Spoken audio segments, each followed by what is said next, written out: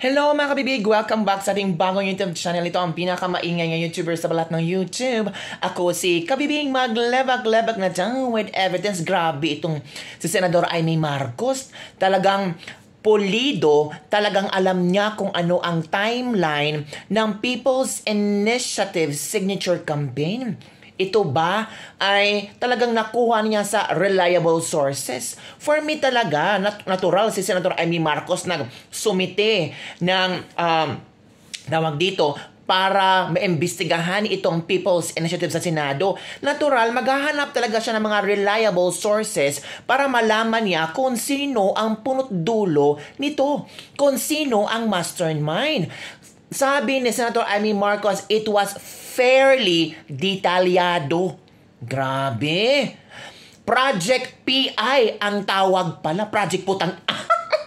Project People Initiative pala ang tawag nito. Sabi ni Senator Amy Marcos. Sabi pa dito, ang timeline ng mga politikong ito, major activities. Hala, grabe.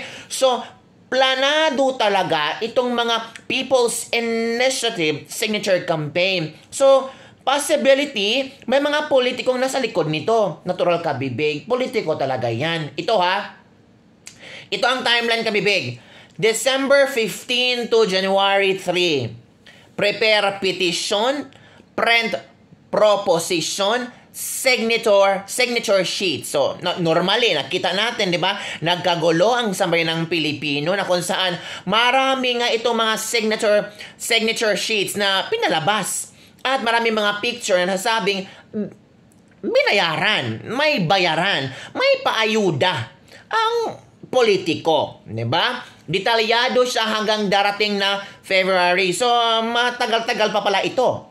Ito na. Pag dumating sa February 12 hanggang sa March 20, verification of signatures by COMELEC election officers as ordered by COMELEC in bank. So, it means COMELEC kasama dito? So, it means kasama ang COMELEC sa pagpaplano ng Project PI? It means hawak ang COMELEC sa lieg na kung sino ang politiko ang mastermind dito? March 11 to April 8, conduct a public hearing on the petition to determine the sufficiency or insufficiency of petition of the required document. It goes on and on. And it's very interesting na hawak nila ang COMELEC. Oo nga. Diba oh? And if sufficient on April 9, Bataan Day, COMELEC prepares for plebiscito. So, sabi ni Senator Amy Marcos, hawak sa lieg ang COMELEC. Hala ka mga kabibig, kalerki talaga. Ito pala ang mga sinasabi nilang timeline na kung saan pwede talagang mangyari at pwede itong makalusot. On the other hand, nagsalita ang COMELEC. Natural, pinasabog ni Senadora Amy Marcos ang timeline ng Project People's Initiative. Natural, mag-react ang COMELEC. Kailangan mag-react sila kasi baka na ang mga tao, baka wala ng tiwala sa COMELEC, di ba? Ito ang sabi ng COMELEC chairman. Sabi dito, sure po na hindi galing sa amin ang plan na yan. No such plan as there is no petition yet. Wala pang plano kasi wala pang petition, di ba? Everything is all pure speculation at this point. So meaning, gawa-gawa lang ni Senador Amy Marcos yung mga timeline niya? Dapat ba talagang magpa-chismis o magpa-trending si Senador Amy Marcos para pag-usapan? Diba? So I'm sure talaga meron at meron ito. At hindi naman sinungaling itong si Senador Amy Marcos na talagang binulgar niya ang timeline. Nako, COMELEC! No, our action will always be based on the law and the rules and we cannot be bound or tied to somebody's timetable. Sabi ng COMELEC chairman, we are presently focused on resumptions of voters registration and preparations for the conduct of plebiscites in the certain areas of Bangsamoro as well as the national, local, and BSK elections of 2025. Of course. Possibly ito yung magiging rason ng COMELEC na busy kami. Wala kami sa timetable na yan. Hindi kami kasali at hindi kami hawak sa liig. Sabi ni Attorney George Garcia, COMELEC chairman. So, ano itong pinalabas ni Senator Amy Marcos na hawak sa ang COMELEC?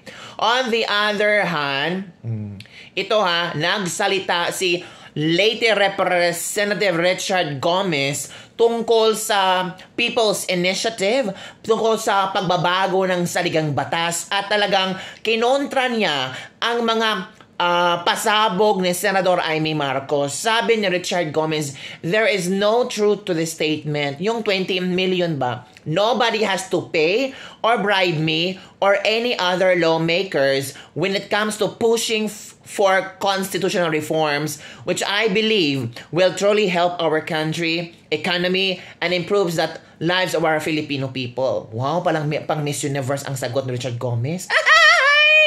So, paano mo ma-explain, Richard Gomez, itong kalat na at sinabi na nga ng inyong kapwa kongresista na si Edsel Lagman at yung kongresista sa Davao na si Polong Duterte na totoong meron. So, blind ka, Richard Gomez? So, wala kang alam sa nangyayari sa Kamara?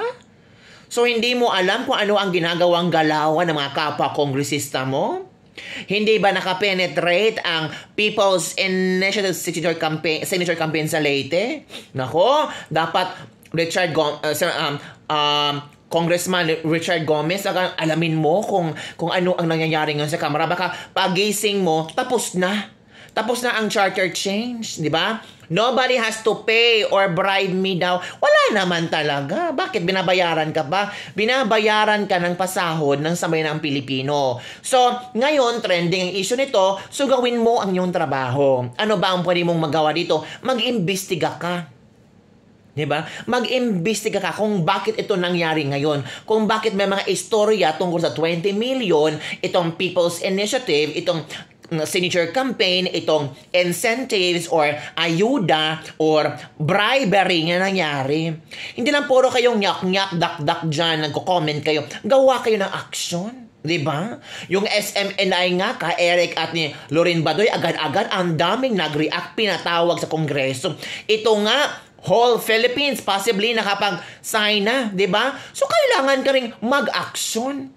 Hindi puro salita. Hanapin mo ang katotohanan. We are requesting you to find solution, to find and investigate this problem. Bakit kami requesting? Kasi nagbabayad kami ng tax. At trabaho ninyo iyon. Huwag nyo kaming sabihin na nobody has to pay or bribe me. We don't care about that. Ang kailangan namin kasagutan. Ang kailangan naming malaman sino ang pulot-dulot nito.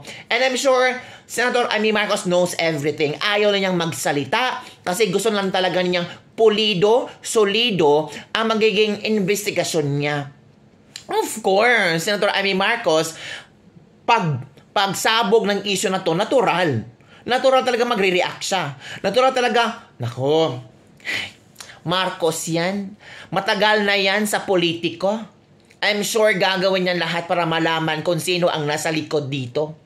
I'm sure naman kung ano mga pinagsasabi niya ay meron talagang mga sources and ebidensya.